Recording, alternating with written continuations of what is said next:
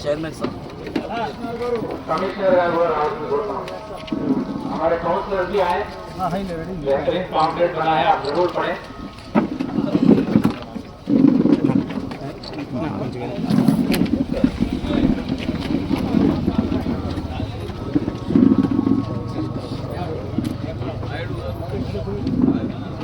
ये जो पॉम्पलेट है రండి దేశాన్ని ప్రేమిద్దాం तो मुल्क सबका है देशम मనందరిది देश प्रेम అంటే ఏమిటి इस पे पॉम्पलेट में बयान किया गया है।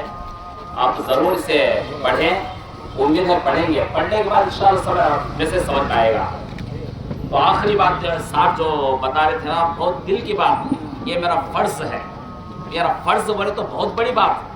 नबी का फरमान है कुल्लुकुम राई व कुल्लुकुम मसूलन रईती है, हर आदमी जिम्मेदार है, तो आप हम सबके जिम्मेदार हैं, बहुत बड़ी बात है। तो मैं आखिर का एक जुमला सुना रहा हूँ।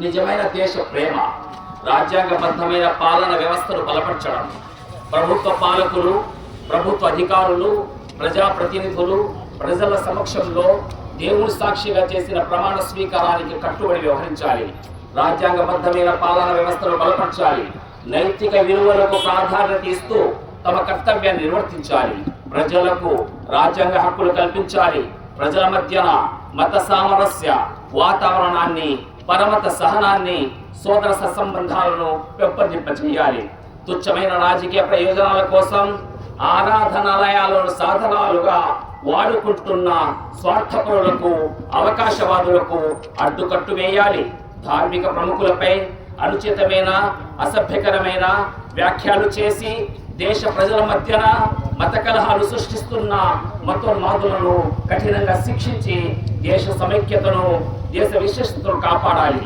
దేశాన్ని శాంతి నిలయంగా తీర్చిదిద్ది పౌరుల ధన మాన ప్రాణాలకు రక్షణ కల్పించాలి. ఇదే నిజమైన దేశ ప్రేమ.